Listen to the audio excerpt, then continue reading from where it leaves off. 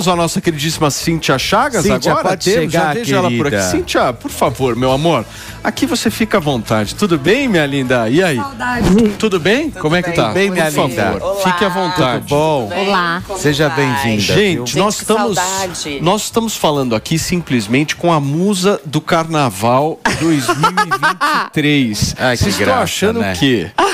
A mulher foi musa, vendeu vestido, Felipe Campos, por R$5.000. Olha que Leiloei. Não, e ainda doou o dinheiro pra galera de São Sebastião que tava precisando, não foi? Sim, que legal exatamente. Isso que você fez, hein?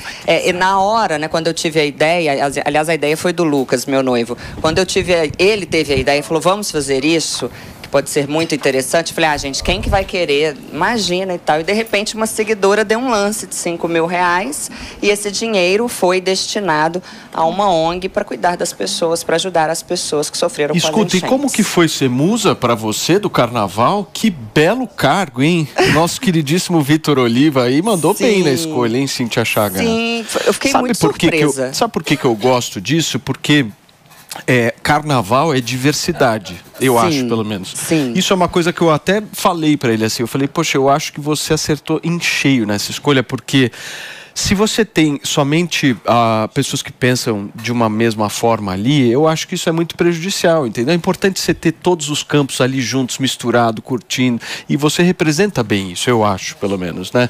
Essa coisa, eu tô aqui, eu tenho a minha trajetória, a minha história, linda, Muito maravilhosa, obrigada. né? Eu me senti lisonjeada porque eu sou professora. Acima de qualquer coisa, antes de tudo, antes de ser Instagrammer, aliás, @Cíntia Chagas com 2 S no fim, antes de ser uma Instagrammer, antes de ser uma entrevistadora, tenho aqui hoje 3 entrevistados meus. Verdade. Você, o Josias, pelo qual eu sou apaixonada, e a Nani, que vai entrar aqui agora, que foi a primeira pessoa a me dar oportunidade de entrevista na minha casa.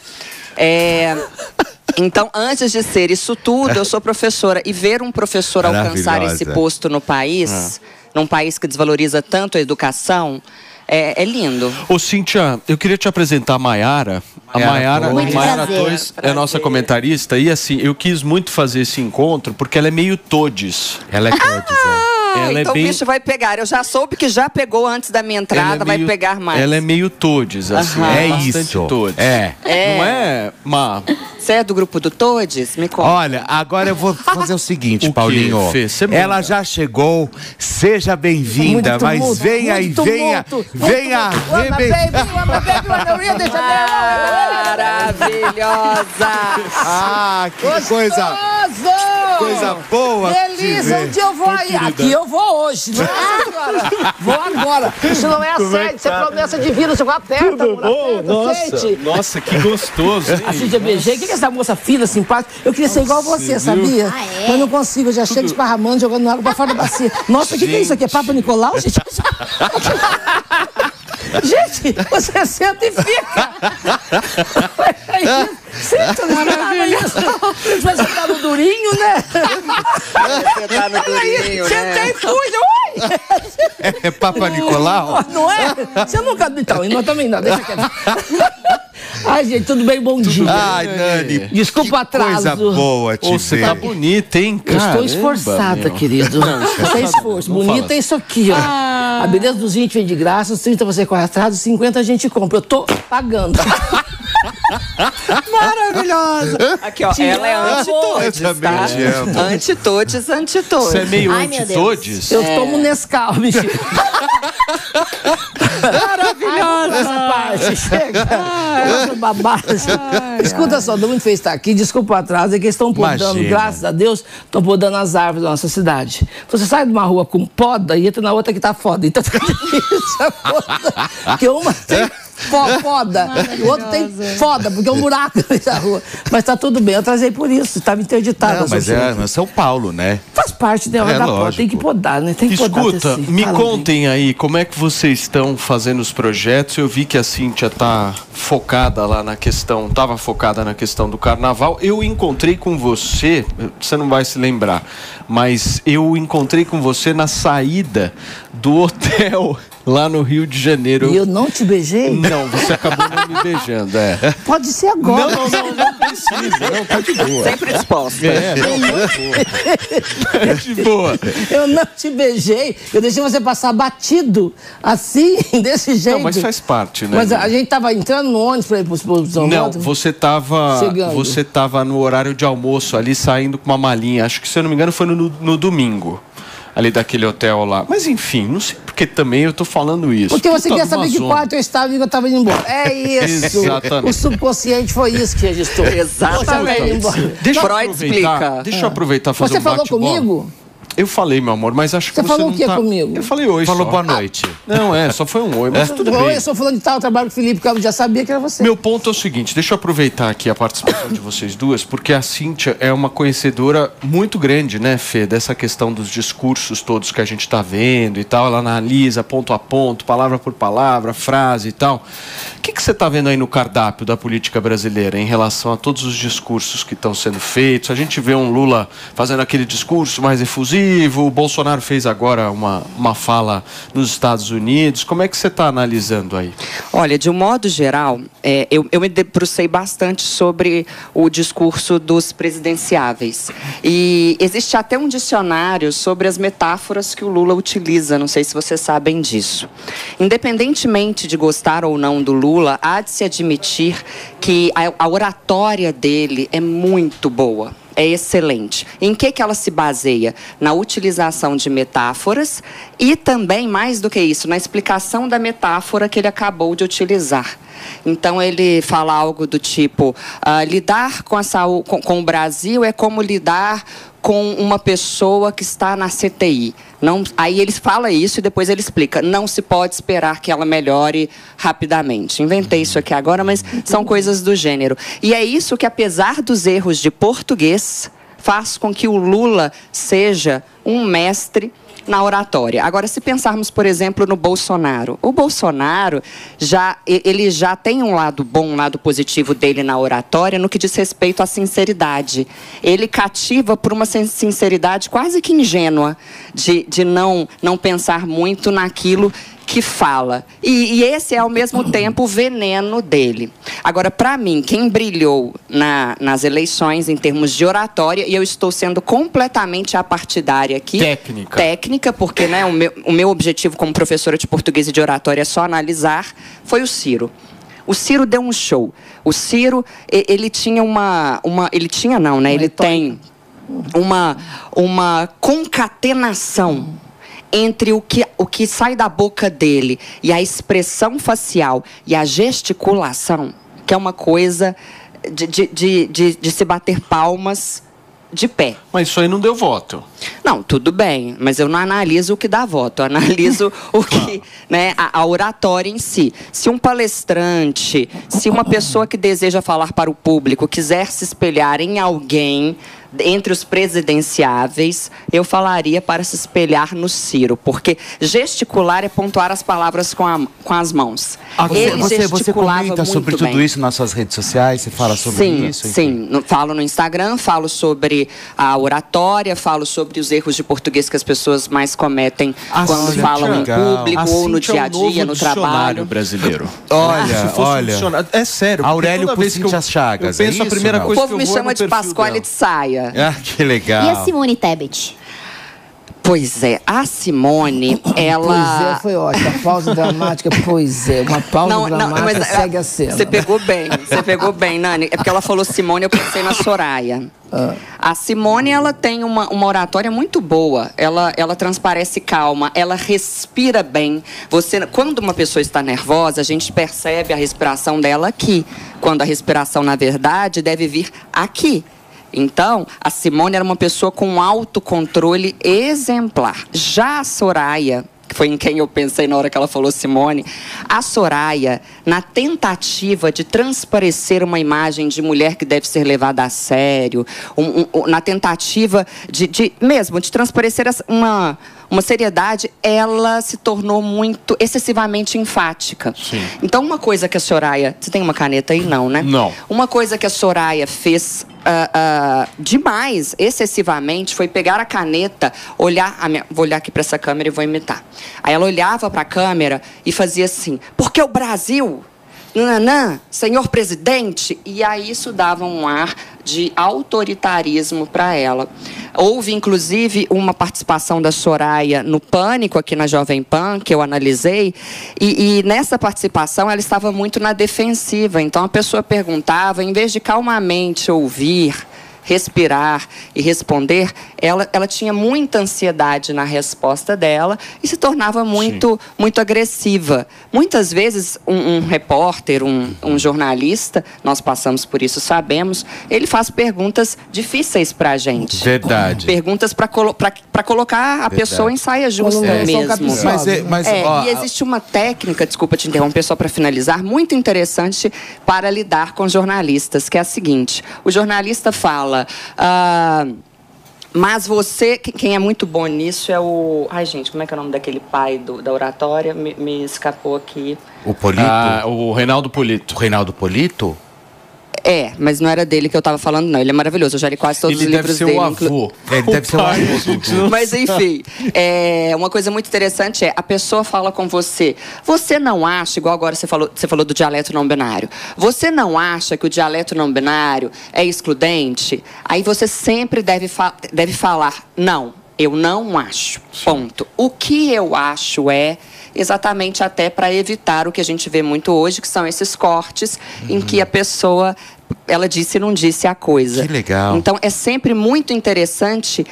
Jordan Peterson. O Jordan Peterson. Ele é um mestre. É só observar 5 minutos de entrevistas dele. Acho que de tanto entrevistar pessoas, eu acabei me apaixonando pela oratória e falei aqui antes de você entrar no ar que você me deu uma grande oportunidade. Foi a minha primeira entrevistada, que foi a minha casa. Eu estava muito nervosa, você se lembra disso? Nani, não é à toa que todo mundo fala do seu coração. Eu vou te agradecer eternamente. Você abriu portas para mim. Olha, eu vou... Vocês Pois bolo, eu já quero tirar a roupa, mas... A Cíntia Chagas vai continuar com a gente aqui no estúdio, mas hoje a gente tem assim esse sofá pra lá de recheado e óbvio, como a gente falou inclusive de pessoas que vêm e que se propõem. A Nani sempre foi essa pessoa, essa artista que você chama, você pode ir, vou. Ela sempre tá apoiando e sempre participando. Então, seja sempre muito bem-vinda. Você sabe que eu te amo demais. Você tinha me chamado antes, você me convidou logo que você estreou aqui. Eu estava no Rio ainda gravando. Eu falei assim, deixa quando a gente vai fazendo uma coisa em São Paulo, que a gente já linka tudo e eu faço da divulgação de São Paulo. E aí calhou de dar certo também. É verdade. Ô Nani, e aí, me conta, agora o espetáculo voltou? Não, voltou com tudo, graças a Deus. Eu estou fazendo de feira, convenção. Eu fiquei muito feliz até o ano passado, que na Semana da Diversidade, empresas como mineração com a Vale do Rio Doce me chamou para fazer uma convenção sobre integridade de gêneros. É uma empresa que está se preocupando, são empresas que estão preocupadas com a respeitabilidade do gênero dos seus profissionais. Porque caiu a ficha das pessoas, as pessoas passam 2/3 das suas vidas no trabalho e não em casa. Então, por que não tornar o trabalho o lugar mais aprazível, mais favorável, mais favorecido, para que elas possam exercer o seu direito de ser, estar, permanecer e ficar de acordo com a sua doutrina, ética e autossensação. Então, assim, é muito complicado para falar, fulano virou, você viu? Fulano virou gay. Não é que virou gay, é que ele teve coragem, aos 40, 50 anos, de assumir uma conduta, uma normatividade que tinha nele, que até então foi, vamos dizer, apaziguada, foi abafada por N fatores. Nani, uma pergunta que eu tenho para você, isso nunca vai sair da minha cabeça, Paulo Matias. Nunca. Eu quero entender por que você, com todos esses anos de estrada, você ainda não tem o seu programa de televisão? Porque o sistema brasileiro, ele é muito colonialista ainda. Não adianta ter um produtor com a cabeça vanguarda, uma cabeça, vamos dizer, futurista, com o dono da emissora com a cabeça que ainda joga a grampeador da parede. Então, quer dizer, chega na hora do projeto, existe. O conselho existe. Chega na aprovação, o dono da emissora fala, não dá certo colocar uma trans aqui. É isso, é só isso. Porque isso mesmo? É isso, é totalmente isso. Não tem uma outra explicação. Um talk show com a Nani People, à noite, pessoal. Vocês têm noção que seria isso? Porque as pessoas sabem o seu potencial. É outra coisa, eu tô com 57 anos. Eu comecei na carreira artística com 10 anos de idade. Vou fazer 48 anos, agora que faço 58, vou fazer 48. Comecei com 10 anos, subi no palco a primeira vez e não desci mais. Eu conquistei tudo na minha vida, de pagar desde colégio, com dinheiro que eu já fazia teatro e cantava em casamento, tudo, desde a minha infância, com teatro. Então, se eu dediquei a minha vida a isso, como é que eu não vou saber que eu sei que eu pontuo, que eu dou ibope, que eu entrego direito, chego pronta, maquiada, perfumada, de periquita feita. Chego toda pronta. Então, as pessoas têm esse receio de assim, ó, mas ela não tem controle. Então, assim, só pode pensar o quê? Que a cabeça, vamos dizer, ainda muito colonialista, de coronel, que não está aberto ao novo. Mas, devagar, o novo sempre vem. Ô, Nani, você não é meio todes? Não, eu respeito muito a palavra, porque a palavra é meu material de ação, de trabalho. Eu trabalho com a palavra. Por exemplo, eu estava fazendo, estou fazendo agora de novo, mais 5 espetáculos Forever Young. Um musical lindo que fala sobre o final da vida, que são seis pessoas no asilo, e tem um jukebox musical que elas vão relembrando a vida dela através das músicas.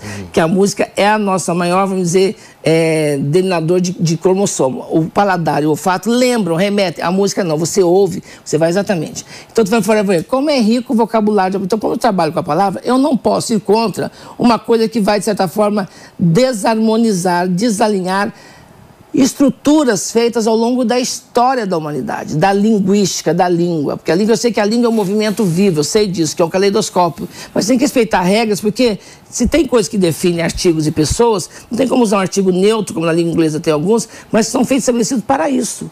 Porque eu sinto que é um movimento muito elitizado, elitista, de uma gama muito pequena de pessoas que vivem numa bolha, que é a tua história que eu falo sempre. Essa coisa de gênero é muito complicada a falar, porque assim, eu estou com 57 anos, fui viver a minha transexualidade com o tempo e malhando no ferro frio. Tudo bem que no meu tempo não tinha essa liberalidade que tem hoje. Mas ao mesmo tempo não dá para você entender como é que na universidade, um adolescente que tem, sei lá, 17, 18, 19 anos, põe um vestido, sai de barba, com cabelo comprido, entra no banheiro feminino e fala que é trans.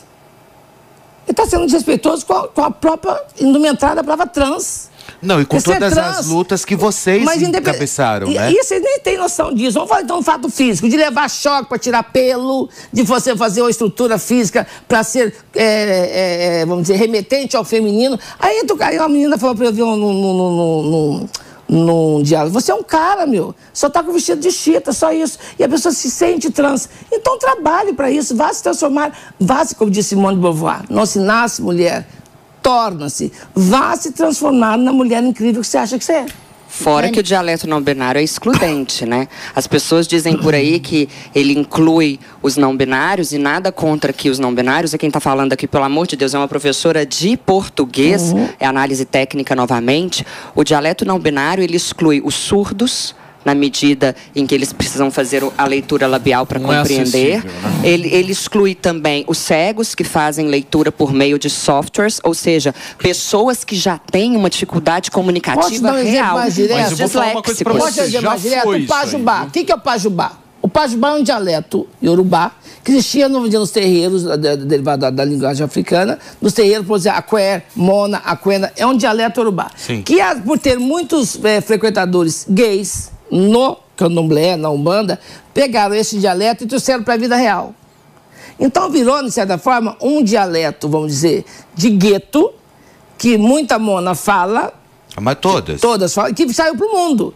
Mas você não pode falar que isso é uma língua de regra da portuguesa. E não houve uma imposição. Não houve imposição. Como ocorre com o dialeto não binário. E muitas das vezes o dialeto, o pajubá, como a Nani disse, foi até como uma forma de proteção. Para fugir da polícia, da polícia,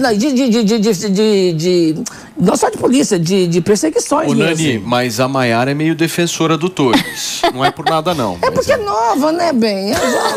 Não correu de polícia. É da geração. Não correu de polícia. Já cresceu sem pagar boleto. A pessoa que cresce sem pagar boleto, sabe? Não é bem assim, não. Explica, não é bem assim, não. A tia-avó falando. Não, porque assim, se você não concorda, você está sendo contra. Não está sendo contra. Eu acho que você fazer essa imposição do dialeto neutro, você está realmente desfavorecendo toda a história de uma língua. Eu lutei 18 anos para conhecer um artigo no meu documento. Como é que você quer que eu engula por goela abaixo? Que a pessoa que não é O, nem A, é qualquer coisa, então é objeto. Exatamente. Eu lutei 18 anos oficialmente para ter um nome feminino, identidade de gênero feminina no meu documento. Aí a pessoa fala, não, eu não tô, você tem que ficar, bom dia, tudo bem? Tá sentindo o que hoje, meu amor? O, A ou this? Fora que é uma imposição completamente artificial. Não tem idade. Você vai dar o argumento de que a língua é viva? Mulheres, vai ser esse seu argumento? aliás, nós temos um Vou sofá começar por ele, mas quero fazer Felipe ponderações. Sofá do Dia Internacional das Mulheres aqui, hein, turma? Por favor, Tem de Mayara. todos os gêneros. Eu quero entender... Que é amanhã, mas a gente já antecipou. Eu quero entender o seu ponto de vista sobre também. todos. Eu acho que assim, a gente está num Brasil polarizado, que inclusive essa polarização atravessa inclusive pautas identitárias, né? E essa questão da linguagem neutra tem a ver com as pautas identitárias. Mas eu tô gostando aqui de como a conversa está sendo conduzida, porque eu acho que tem ponderações muito importantes aqui, né? Eu acho que a gente não pode desconsiderar a existência de pessoas não binárias, né? E é importante que isso seja discutido, porque muita gente não sabe o que é o não binário, o que é isso de não binário, de não se identificar com o próprio gênero. Qual que é a diferença entre drag queen, travesti e trans? Tem muita gente que não sabe as diferenças, né? E isso na vida prática tem um impacto. Tanto não sabe que se autonomenclatura é uma coisa impossível. Esses dias um ator falar que se descobriu uma trans não binária. Uai. Ué, Como é que é trans não binária? Se é trans, já transitou e é não binária. Você entendeu bem que até a própria pessoa que quer se identificar não sabe se é Não, mas o ponto é o seguinte, eu vou dar uma notícia pra vocês. Já foi essa história. A sociedade já aderiu já. Será? Infelizmente. Não acredito. Não a sociedade. Não acredito. Eu também não acredito. Não, eu vou explicar. Não a sociedade do taxista, do padeiro. Não, a grande massa. O Danilo Gentili falou isso no seu programa. Mas quem já aderiu foi uma alta casta da sociedade e principalmente mas o uma ramo massa, não. educacional. Eu acho que não entende nada de linguagem. Educacional já aderiu. Que coloca a própria ideologia antes da linguística, antes da gramática. Eu tô dando uma pesquisada em qual escola eu vou botar minha filha. Minha filha vai completar 4 anos. E aí a gente recebe várias e várias ideias, propostas das escolas por e-mail. E várias escolas estão mandando para mim e para minha esposa um e-mail assinando bom dia a todos e todes. Você sabe que essa Juro confusão Deus, toda começou com uma estão escola que fez isso entendeu? no Rio de Janeiro, Por isso que no eu tô fim de meio 2020. desesperançoso, assim. E no fim de 2020, uma escola do Rio de Janeiro fez uma circular falando que adotaria o dialeto não binário. Foi quando a gente, de fato, começou a ter uma discussão mais acalorada sobre isso. E aí vem o argumento segundo o qual a língua é viva. A língua é viva, sim, a gente falava vossa mercê, vós me cê, você, agora até o C, né, eu que sou mineira. Só que essa mudança, ela é natural, não é uma imposição ideológica, porque agora as pessoas têm medo. Ai, meu Deus, eu tenho que falar todes, eu tenho que falar elo, o que eu tenho que falar? Porque as pessoas não querem ser sacrificadas, quando na verdade é artificial. Pra ser bem sincero, eu tiro um sarro. Outro dia eu falei todes aqui, começou um movimento na internet, porque ele fala todes, e eu falo pra tirar barato, porque eu não consigo levar isso assim. Eu não consigo. O meu pai trabalhou uma vida para dar boas escolas, para dar boa conduta, para dar absolutamente tudo, tanto para mim quanto mas pro aí, meu irmão. como pessoas como você e eu argumentamos isso, perante esta casta alta, fala que a gente é o quê? Chaveirinho de heteronormativo. Mas engraçado, não deveriam eu falar sou que vocês têm lugar de fala? Mas que belo chaveiro, Eu sou um belo chaveiro, de diamante. Nani, é muito importante que você se posicione em relação a isso. É isso, entendeu? Mas... Voltando, perdão. Não, eu gostaria de fazer uma crítica aqui, na verdade, né? Eu que me assumo aqui como uma pessoa de centro-esquerda, é uma crítica que eu faço recorrente aos meus pares de esquerda. A gente não tem uma preocupação com a nossa linguagem. Mesmo fora dessa ideia da discussão da linguagem neutra, da linguagem no geral, a gente quer se aproximar das pessoas, quer transmitir as nossas ideias, quer se comunicar com o povo e conquistar voto ali, mas a gente não tem uma preocupação com a linguagem. Fala difícil, é academicista, tem esse elitismo. E eu acho que, por vezes, né, levando esse assunto por essa via da imposição, a gente acaba deixando o debate elitizado, sim. As pessoas que estão na base ali, a Dona Maria e o seu João, eles não fazem a menor ideia do que é isso de linguagem neutra. E teriam, sim, dificuldade em se adaptar. Não, vou te dar um exemplo maior. No colegial. Depois que inventaram cota, que ninguém pode reprovar aluno, porque senão perde subsídio do governo, eu tenho uma sobrinha que é pedagoga e pega aluno no segundo grau que não sabe escrever a grafia do nome. Exato.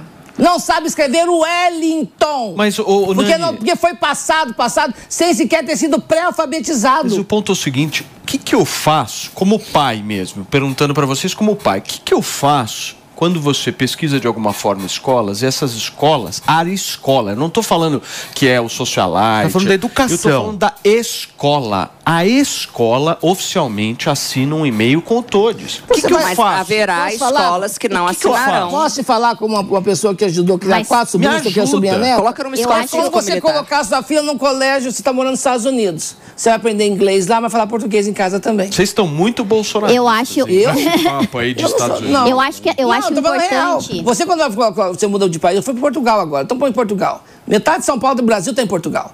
Fiz 4 shows em Portugal. Só encontrei brasileiro na rua. Só brasileiro. O que tem de português, de brasileiro em Portugal... Não, mas eu quero viver no meu país. Mas então vou falar a verdade. Você pergunta, o que você tem que fazer? Você tem que ensinar sua filha que lá fora vai ver isso, mas dentro de casa a realidade é outra. É isso. Eu acho que assim, só para pontuar aqui meu posicionamento de forma mais clara.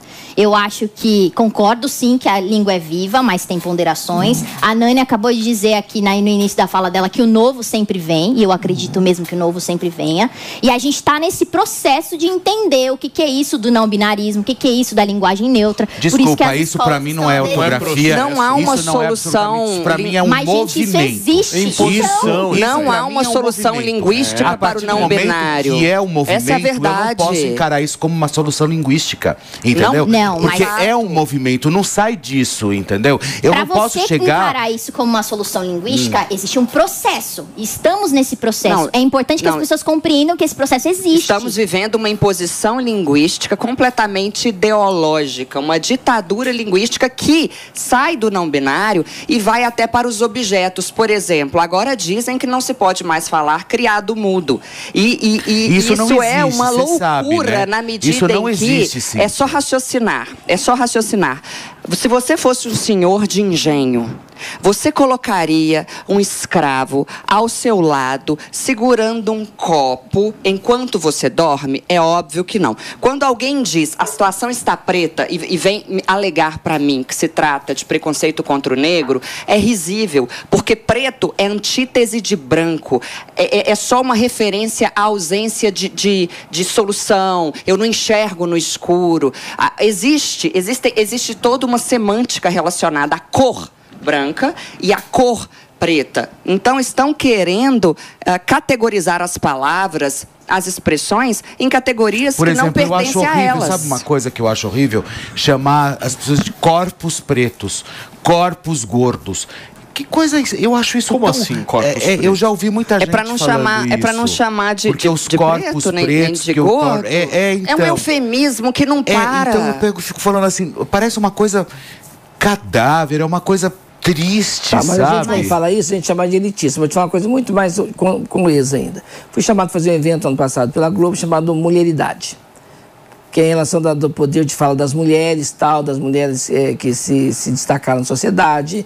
Muitas vieram de baixa renda, de baixo poder aquisitivo, de baixo poder cultural e se destacaram na sociedade. Uma coisa que depois que todas falaram, eu falei, eu acho curioso esse tipo de discurso que vocês fazem, porque toda pessoa que atinge um grau de comando, de fala... Vocês, por exemplo, vocês começam dizendo assim, eu, mulher negra, favelada, tal. Vocês estão repetindo um discurso, vocês ouviram a vida inteira falar de vocês. É como se sentasse aqui e falasse assim, eu, mulher trans, subjugada, perseguida, tal. Eu não tenho que contar a derrota, tenho que contar a vitória, porque isso eu ouvi a vida inteira. Que maravilhosa! Eu acho que é um tal de se autocolocar de novo numa situação, você sempre foi jogada lá. Então você está dizendo... Vitimismo. Não Total necessariamente. vitimismo. Não necessariamente. Quando uma mulher, ela diz, sou uma mulher negra favelada, não necessariamente isso está associado a algo negativo. Não, eu sou uma pessoa que digo, sou uma jovem mulher favelada, porque eu tenho orgulho disso. Mas ela já está... Mas todo mundo já sabe, por que reforçar esse discurso? Você já sabe o seu Você histórico. olha pra mim e você diz que eu tenho cara de favelada, Anne. Amor, quem vê cara não vê conteúdo. Você olha pra mim e você acha que eu não faço Papa Nicolau? É uma tentativa... Não. Você olha pra mim, fala a verdade. É uma tentativa também de romper estereótipos. Não necessariamente tá associado isso a algo aí negativo. só segrega as pessoas ainda mais. Isso gera uma certa distância, um distanciamento em relação ao outro. Posso falar a verdade? Que conta mesmo a sua atitude no seu dia a dia. Isso. Como você faz o seu trabalho, a sua convivência. Por exemplo, eu vivo de arte, um ofício que para muita gente sequer existe. Eu sou de uma região do sul de Minas, que até pós-causa a coisa é mais adiantada que a divisa que o estado de São Paulo. A coisa passou de pós para frente, fala de peito aberto, fantástico, deixar passar na terça. As pessoas não têm uma necessidade de consumir arte, as cidades não têm teatro, não se tem o hábito de frequentar teatro. E eu, que sou da cidade menor ainda, desde 4 anos de idade, dizia, quero ser artista, queria fugir com o circo. Se a partir do momento que eu fiz da arte, mesmo que de ação, eu consegui fazer a minha vida na arte. Por quê? Com as minhas atitudes, meu poder de entrega, meu profissionalismo e minha ética de convivência. Porque de gente bem talentosa e bem dotada, sem trabalho, o mercado está cheio. Então, o que vale mesmo essa coisa de... porque é gay... Por exemplo, eu saí da Unicamp em 88. Fui trabalhar no Café Piu Piu. Já estava na minha transição. Eu nunca fui desrespeitada no Piu Piu por ser pintosa como eu era. Porque eu me impunha de um jeito, pessoal, melhor não conversar muito, porque senão ela não vai deixar barato. E não deixava mesmo. Eu sou de um tempo que bicha burra nascia homem. Porque o homem, você sabe, desenvolve psicologicamente até 2 anos de idade, depois só cresce, mas enfim. Então, mas é verdade. Então, acho que assim, eu não tive tempo de fazer assim, eu não vou porque eu sou assim. Não, eu fazia. Aí o Felipe pergunta assim, por que você não tem uma chance até hoje? Porque tem esse colonialismo todo que não me dá chance, mas isso não tira o meu direito de fazer. Eu sempre vou bater nessa tecla, enquanto você não tiver... Você sempre falou isso, é verdade. Enquanto você não tiver, Nani, essa vai ser a minha tecla. Eu queria fazer uma pergunta. Porque eu não me conformo. Eu vejo muita gente despreparada, e eu vejo muita divinização da mediocridade, ao ponto que você realmente poderia dar um espaço e uma oportunidade, porque o mercado está, sim, de dinheiro, eu tenho certeza disso, querendo patrocinar a Nani People. Isso você pode ter certeza. Eu vejo essa nova geração fazendo a capa da Vogue, tudo digital, né? Eu vou olhar seguidor, tem 400, 300, por que essa pessoa é? Aí tá lá, digital influencer. Aí eu, é formado em quê? Não tem. É digital influencer. É a nova profissão, né? Então eu sou pessoa pública, P-U-T-A, pública.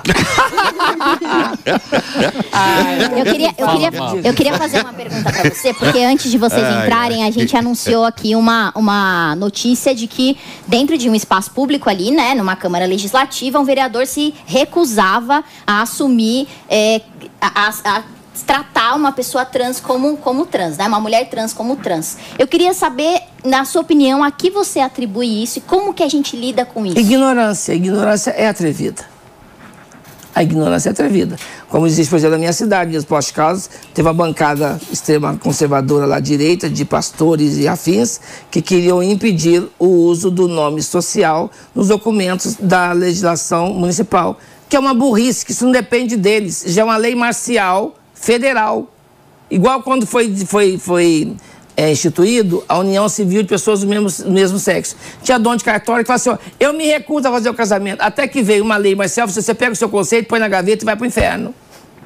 Porque agora, igual o pessoal de Câmara, mexe, tem uma notícia, onde teve isso também? Uberlândia, Uberaba. A bancada evangélica, a bancada de extrema-direita, fala assim, não pode ter nome social. Isso independe da tua vontade, meu amor. É lei nacional.